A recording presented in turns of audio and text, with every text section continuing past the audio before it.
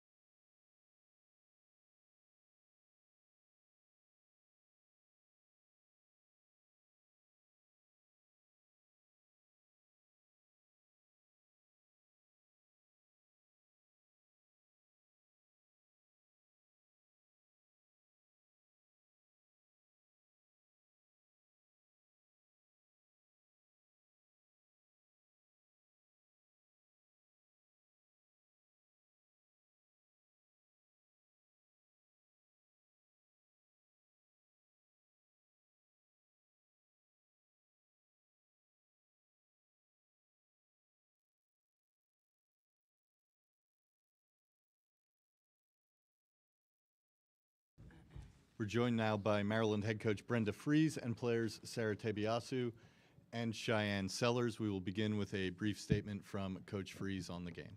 Yeah. Oh, wow. First of all, I can't say enough about our fans. A 5 o'clock tip where we live is a pretty tough time, and they definitely, like they've been all season long for us, gave us such a boost, especially when it went into overtime and then double overtime. I told them overtime is our time. And just, can't say enough, just so proud of this group. That it's going to be a heavyweight fight. Both teams, you saw the competitive spirit, the mindset to want to go on to the next round. I thought we came out with a great mindset. We punched first, and then, Alabama, responded with the character that they have. Really no team deserved to lose this game tonight. Both teams were so good. But I thought, you saw what our seniors did, Shai and Sarah and KK and Allie, and you could go through the list. I thought every player had an impactful moment for us, whether it was on the offensive and defensive end. And now we're excited to be representing both, now us and men's basketball going to the Sweet 16. At this time, questions for Sarah and Cheyenne.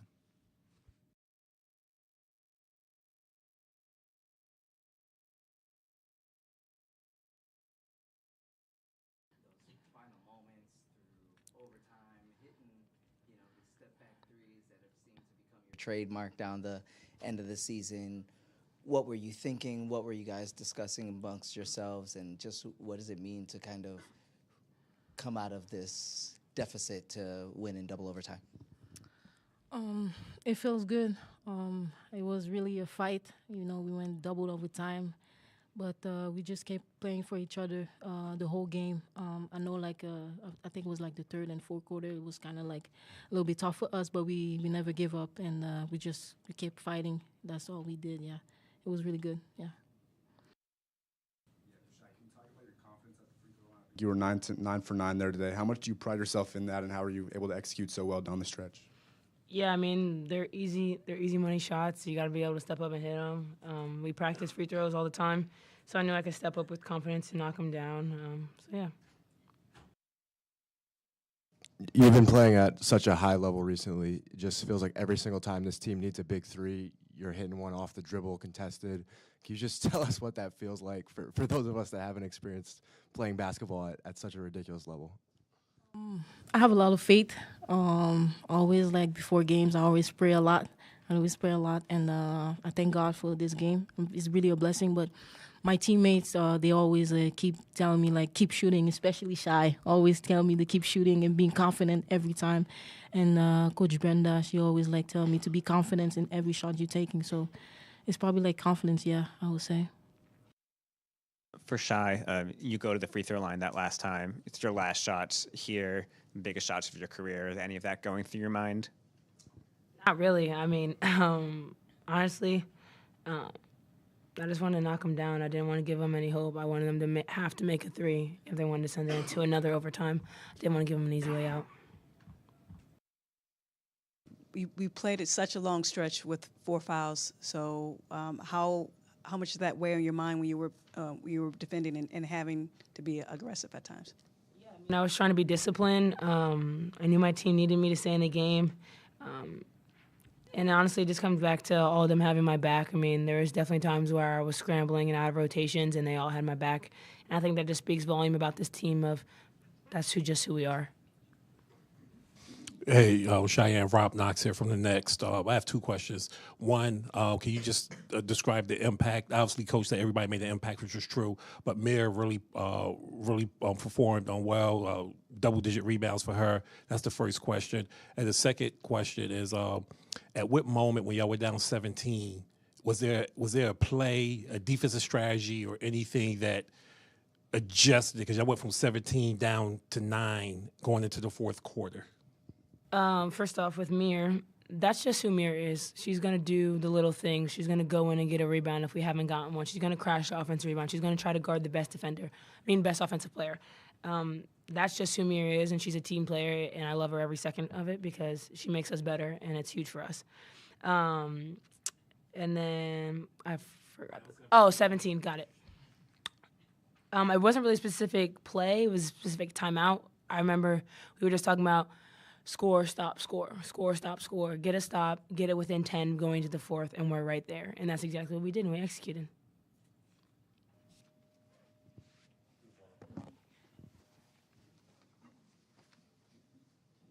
For Shai, a little bit of a follow-up. Obviously, down 17, you were on the bench with 4 fouls. How do you keep yourself up knowing that this could be the end of your career if you guys don't come back and you're down by so much and you can't really help because you're on the bench? How do you keep yourself motivated to keep going and keep faith, basically? You pour into other people. You pour into your teammates. I know I was frustrated when I got my 4th foul. Pouring it into them really helped me get out of it. And Yeah, and I mean, you just hope that your team can make a run, and that's exactly what they did. But honestly, I kind of knew they would. So. Jonah Schaefer, Baltimore Banner. I think you played pretty close to every minute in that game. How did what did you draw from to keep going, and what was it like then to be carried off the floor by your teammates? I think I really wanted to win, so I was like just trying to play the best that I can, every possession in defense, all that. Just trying to play hard and just work hard. I just wanted to win. That's our mentality. Everybody on the team, we wanted to win, and we just never give up. Yeah. Yeah. What'd you say? Thoughts on being carried off the field, off the floor by your teammates? Being carried off the court. What does that mean? Were you carried off? Oh, sorry. Yeah. Oh. No, they just did it. I don't know why they do that, but I don't know. But yeah, it felt good. They helped us. It was helpful. Yes, I was a little bit tired, but it was good. Yeah. Anything else for Sarah and Shane? Rob again from the next. For either one of you, obviously as competitors, when you play against another team competing at a high level, you have somebody like Sarah finish with 45 points. In that moment, what was the strategy there against her, or you just said at one point we just going to let her score and then we just kind of focus on everybody else? But I mean, obviously, as a competitor, how special was her performance? So just having to defend and see that the entire game. I mean, I told her after the game I thought she was phenomenal. I didn't think she needed to shed a single tear. She was excellent, and I think she put everyone on notice of exactly who she is. And obviously, we probably should have done a little bit better, but we contained everybody else, so that was huge. But, I mean, she has no reason to hang her head. She's a phenomenal player and a great person, too.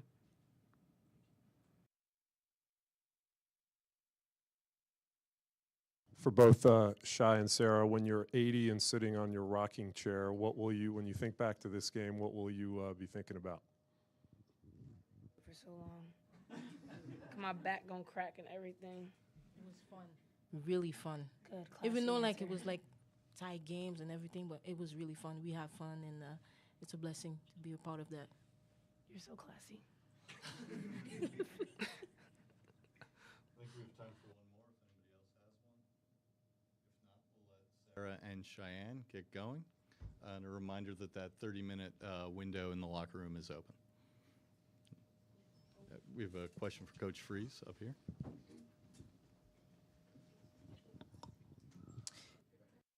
Copeland, Washington Post. I think I forgot to do that the first time. Just as you guys are going through those overtimes, what is the kind of message that you're kind of preaching to them? I saw you, you're waving to the crowd, and during each timeout, you're kind of giving a message. Was there a theme of what you were saying as you kind of kept going? Continue to try to instill as much, energy and positivity, confidence. Went in there the first time. Overtime is our time, and I knew they were tired, but just really, needing to dig in even further. I mean, these guys played really, really heavy minutes, and then especially to come from 17 down, what that took to come back into this fold. So, and again, I just can't say enough about our crowd. This is why you try to earn that right to host and have that energy, because we absolutely needed it with both the double overtimes. Coach Christian Jackson, Black Explosion here. What was your sentiment to the team going into the fourth? You guys had closed the gap a little bit. It was a 9-point game going into the fourth. What would you just tell your team going into the fourth and to close that gap? A couple things. I'll say, when Shai went out, I thought, even when we went big and we brought Amari in, I thought she did some great things. I got to make sure I mention that. I thought she was really ready and impacted us in a great way. But that fourth quarter, just, again, cutting down those possessions where we needed stops to scores and, just doing it one possession at a time and doing it together. Nobody had to do it on their own. And when you look at the box and you look how it was spread, they really kind of trusted each other on the offensive end as well as on the defensive end.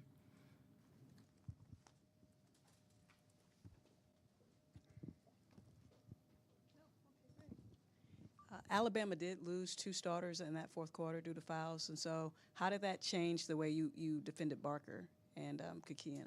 I mean, the foul trouble was huge. You know, they were able to get KK out for us, and once they were in foul trouble, you know, we were able to, you know, dig off of a little bit because they were trying to pick on Sarah, and we were able to, you know, take some of the, you know, the post players when they had to go to 2 bigs and really be able to help. And then, you know, we were trying to double Sarah, you know, number 3. I mean, she's just, you know, off of every ball screen. I mean, we were trying to get it out of her hands, but man, what a winner, what a competitor. She did everything she could to will her team to that win. It was an impressive performance. Max Schaefer at Testudo Times. Coach, you just touched on it a little bit, but can you talk more about what you got from your role players, specifically Mir? I mean, she had, like, I feel like a role player's dream, just like getting every rebound and then guarding so well. Just like, I mean, 78 for Sellers, Schmeichel, and Tabiasu, but the role players did so much. Can you just kind of expand on that?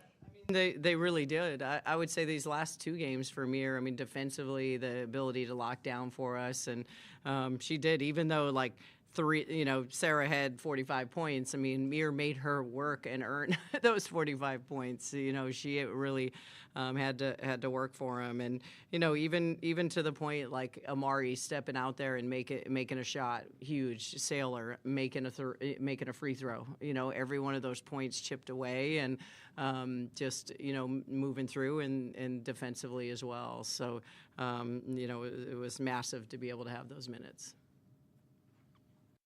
Hi, Coach. Ben Messinger, Testudo Times. Ali Kubek was the only player in a double overtime game to score a double-double. She's been awesome in every NCAA tournament game she's played. Can you just talk about her impact in big games in March?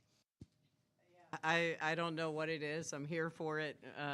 You know, it's been really special to be able to see, and to see it from last year to, you know, I just think the body of work for Allie over time, it's like she learns to develop that trust in herself and the confidence. And again, I mean, she was huge. Look at her stat line. I mean, when you talk about 19 and 12, 5 assists as opposed, no turnovers, 49 minutes, like I just can't, and banging down low defensively, you know, so many things that I actually had forgotten that she had played that many minutes, and was, you know, when she got tired, I was kind of challenging her, and she was just huge. I just can't say enough.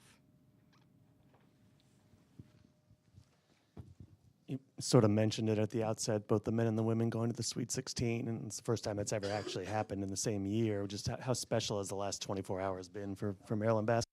Look how both teams won, and you look at that's the pride of who we are, to represent, you know, our athletic department, our university, our state, you know, on the biggest stage nationally, and two teams that have been really resilient all year. I mean, you look at the men, and you know, you were just hoping it was going to break last night for them, and some of the buzzer beater shots that have gone on with them, and they've stayed the course and stayed resilient. And I'll say the same thing for this group through all the injuries and adversity that we've faced for this group. Could have folded at any point, that stretch of Texas and UCLA and those opponents. And I think that's what's so special, is the journey that you get to have with this team, and to be able to watch it kind of unfold tonight. Coach, you had 2 opportunities to foul up 3. One time it came back to bite you, one time it didn't. Are you not a proponent of that? Do you ever consider that strategy late in the game? We've considered it. It hasn't really been who we are. So, you know, yeah, I mean, I think you can second guess yourself anytime, you know, with that, but, you know, proud that, you know, worked in our favor. In the non-championship game, national championship category, where does this rank in your career for wins? I think, you know, Rose had shared, like, the last double overtime game was 2008 that I've been involved, right up there, you know, I guess when you've been in it as long as I have, but this one, absolutely, I'm going to remember for a really long time with this group, and just everything that they've had to be through this season. We have more for Coach get going. Thanks for joining us, and good luck in the next round. Thank you.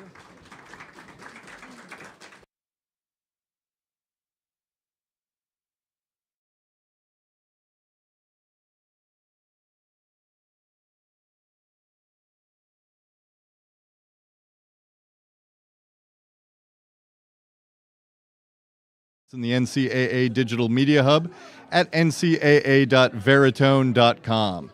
Transcripts are provided by ASAP and will be posted shortly. Thank you for joining us.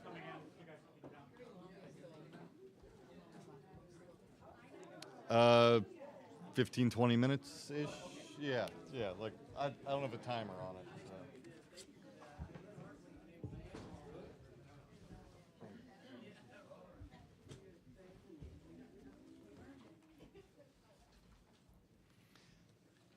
As a courtesy to your fellow media members, as well as the coaches and student athletes, please silence your cell phones. Please provide your name and media affiliation each time you ask a question during the press conference. If you're joining us on Zoom, please use the raise hand function for questions. We will address questions in the room first and get to Zoom if time allows. Recording this press conference on your cell phone or other cameras is prohibited.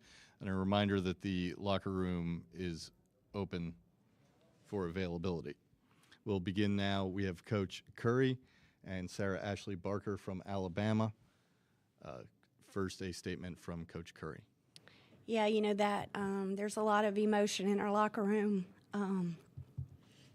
What Sarah, Ashley, and Aaliyah have given, Zay believed.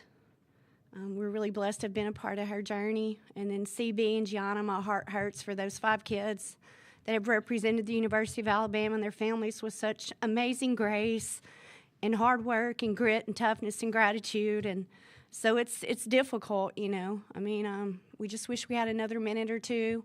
And, you know, Maryland was able to make a play down the stretch and we weren't. So, but I don't think you understand how much I love, and I'm so incredibly proud of that group of people in our locker room and how they've represented all year long and had an amazing season. And I don't want this one day to take away from what they've accomplished during their journey at Alabama, and I love them all very much.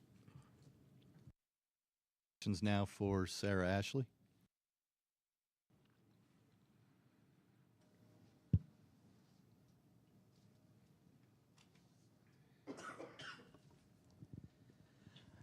Sarah Ashley, there was a little bit of a delay before those 3 foul shots. What do you sort of have to do to get yourself in the frame of mind with the season on the line? You have to make them all. Right. The first thing that I did is I walked over to Carly Weathers and I said, pray for me, because that's the Lord is who I look to for my strength, my peace. He upholds me. On my wrist, I write Isaiah 41:10, and it says, I will strengthen you, I will help you, and I will uphold you. And regardless if I would have made all 3 or not all 3, he would have still been my rock, and he still would have held my head high, and I knew that, and that's what Carly's word said during my prayers. It was just, Lord, show her that if she makes these 3, it's your glory. If she misses these 3, that's how her story was written through you, and that's how you wanted it to be. And so that's how I went up, stepping up on every single free throw, was how lucky I am that the Lord has put me in that position to even do that. And that's kind of all that's exactly what I went to, was who my strength is, and that's my Lord and Savior, Jesus Christ. Questions for Sarah Ashley? Over here.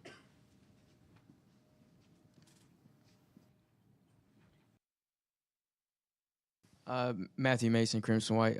Sarah Ashley, one of the things that Coach Curry said that she's wanted y'all to do is just leave nothing in the tank. Is that something that you feel like you guys did out there tonight? I think any team that goes into 2 overtimes has some of our players foul out, people diving on the floor. I think that we left everything that we had out there tonight. I couldn't be more proud of the team that I play with. I love every single one of those people in the locker room, and I kind of told them, after, is like, you can't question the why, but what the Lord does promise is that he's going to bring us through it, and he does promise that he writes our story. And for whatever reason, it was Maryland's story to go to the Sweet 16, and props to them because they left their heart out there too, and they gave it their all too. But I am a firm believer that every single person emptied their tank tonight, and that's all you can ask for. Sarah, 45 points might be the most any opponent has ever scored against Maryland in this building. This is a pretty historic basketball venue. What does it mean to you? I know it's not the result you were hoping for, but what does it mean to you to be able to stand among legends who have played in this building? Yeah, I think everything. Just the opportunity to be here, just the opportunity to play for Alabama and represent Alabama. 45 points is a lot, but I would have loved to win instead of score 45 points. But at the end of the day, like I said, it's not my glory, it's the Lord's. And he puts the super on my natural, and so that's what he did tonight. As there, Rob Knox from the Next. Can you just describe playing in a game like this? Obviously, I mean, you alluded to a little bit of it as far as leaving a heart out on the floor, but as a competitor, high-level game, both teams making plays, both teams going back and forth, going to overtime, big baskets. Like, I mean, growing up, when you're growing up playing the game, you know, learning the game, is this like the type of game you envision playing at a high level? Yeah, absolutely. I think that you dream of these moments. You live for these moments, and you know, it didn't go our way, but at the end of the day, like, I'm going to walk out, like Coach Christie told us in the locker room, walk out with your head, hold your head high and walk out of the locker room that way, because that was an amazing basketball game. I mean, for anybody who was watching women's basketball, I think we put on a show for women's basketball tonight, and I'm very thankful for that. I'm very grateful that I'm in this opportunity, and I was able to be a part of such a great game like that. Maryland has such great players. They have a great coach. And I mean, their coach said to me in the line, she was like, you know, no team deserved to lose that game just because of how great of a game it was. And I definitely agree with her on that. Just, I mean, if you're a women's basketball fan, or anybody that loves basketball, I think that every single person could say that was one of the best games they've ever watched.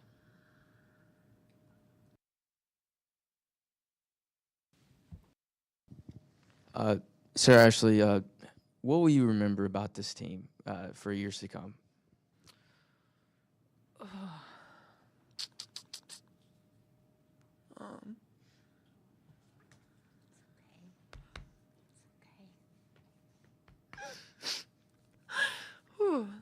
I think I'll remember the relationships that I've built, and that's why I'm so emotional, because it doesn't matter about the wins, the losses, how many points you score, what you get on all SEC teams. Like, it doesn't matter. It's about the people in that locker room that are by your side every single day. And every single one of them has just lifted me to the highest. When I'm down, they pick me up. When someone else is down, I pick them up. And I think that we just have such a bond that I'm going to remember for the rest of my life. And I'm a firm believer, like, your teammates are your sisters for the rest of your life. They're my best friends. I love every single one of them. I'm so proud of them. I wish I could have done a little bit more to send us to the Sweet 16 for them, just because I feel like we deserve that. And I just think that just what Coach Christie and her staff has done for me in this program, I'm just so grateful that I've been a part of it, and I couldn't have asked for it to end any other way, just because we stayed together tonight, and that's all we've been trying to do all season. And I love every single person in that locker room, and it's more emotional just that I won't be able to play or be coached by Coach Christie ever again with some of the people in that locker room. So.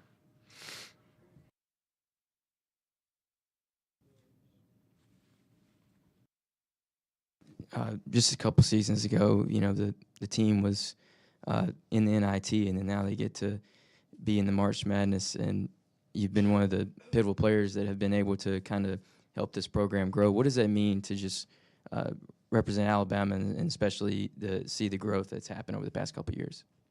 Obviously, you know, the ones that were there when I first got there, like Hannah Barber, Brittany Davis, like, you've got to give props to them just because of what they did for setting the tone. And when I got there, they were building this program on the way up. And so, and then when they left, it was kind of like, hey, you got to take this and keep going up with it. And I think that that's what we did for the past 2 years when they left. And I think it just means everything, because being a Birmingham kid, 45 minutes away from Tuscaloosa, like, to represent Alabama has honestly meant so much to me. I told her in the locker room, I was like, I didn't think I was going to end my career at Alabama because I chose Georgia over Alabama. And I am like, thank the Lord that I ended up at Alabama to be able to play for Coach Christie for 3 years and be able to just represent the state of Alabama the right way and continue on, you know, how she's building this program the right way, because Alabama's not done. I think we're just showing what they're going to continue to do the next couple of years. And I'm just super, super proud of where this program has gone, and props to Coach Christie and just her staff, because it's not just the players that just take it that way. She got here and she took over a program that was, I mean, pretty bad, not going to lie, and look at it now. And I wish I could have taken her to the Sweet 16. We head back to the locker room now. Thank you for joining us.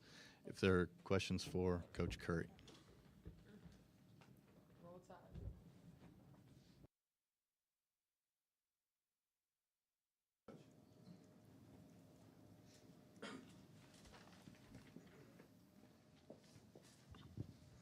Coach, obviously Maryland got to host, which meant this was a really loud, hostile environment. What are you kind of trying to do to calm your team down as the lead is slipping a little bit in the second half? And what was it like just for you to coach on the road like this in that NCAA tournament?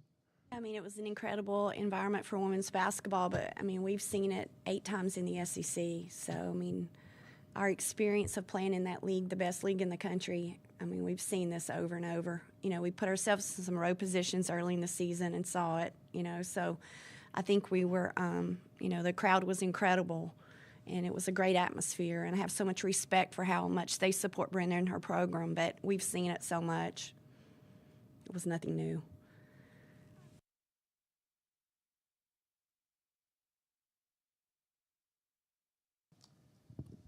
Hi, Coach. I'm looking at your shot chart here, and it's just layup after layup for extended periods. Did you guys expect to have opportunities like that, you know, in the paint against given the way they were defending you and defending the three-point line? Obviously did a great job defending. I mean, they're a bucket or two ahead of us there at the end. Yeah, I think when you make the choice to face guard and do some of the things they were doing with Aaliyah to try to slow her down, you know, we felt like we had driving lanes and felt like we could really do some, you know, get the ball to the paint. You know, that's what we do, you know, and counter with what they were trying to take away. So we just wish we had another bucket or two. I thought we did a really good job of getting to the free throw line. You know, those 9 missed free throws. Credit those guys. You know, the free throw shooting was pretty even. They just made a few more than we did. So, you know, both teams on the offensive glass, I mean, they're just so good. They're so big. They're so physical. They're very similar to who we see in our league. And, you know, we just came up a little bit short.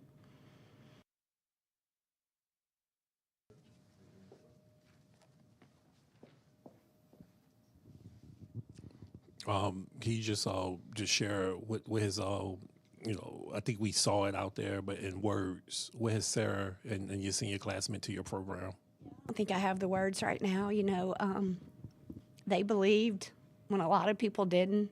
You know, I think we had been to a couple of tournaments. COVID came about, we would have been, and so now, you know, it would be 5 out of 5, and they just have continued the legacy. I think she mentioned Hannah and Brittany and Jasmine and all those kids that have come before, and you know, they're just incredibly special people. Guys, they're everything that's good, and you know, we talk about grit, we talk about love, we talk about gratitude, the classroom, court, and the community. They represent their families in the University of Alabama the way it should be, and you know, I just wish I could have done something a little bit different down the stretch to help us get just one step further, because they truly are, you know, the hardest working group and high character, and I just feel like, you know, I could have done something different to help them down the stretch.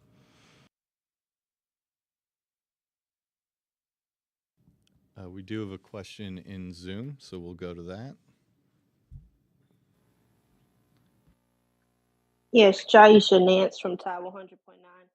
Coach, I just want to ask, you've seen Sarah Ashley Barker go through a lot and overcome a lot at Alabama and continuously make history.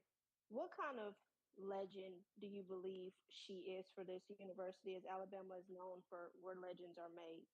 Truly is one, you know, and she's such a fearless competitor and an amazing Christian witness example. She's what every little girl should aspire to be in the classroom, court, and community, and I'm incredibly proud that she chose Alabama, and for me to be her coach, and I know she's going to have an incredibly bright future ahead, as is Aaliyah and as is Zay. You know, they're projected on the draft boards, Gianna and CB.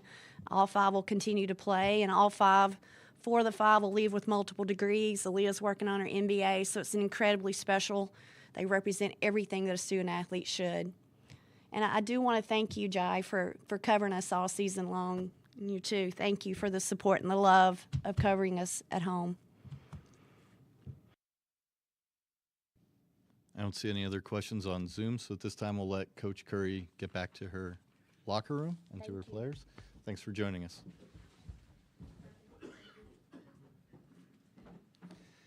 Hammond Communications will post a recording of this press conference in the NCAA Digital Media Hub at ncaa.veritone.com. Transcripts are provided by ASAP and will be posted shortly. Thank you for joining us.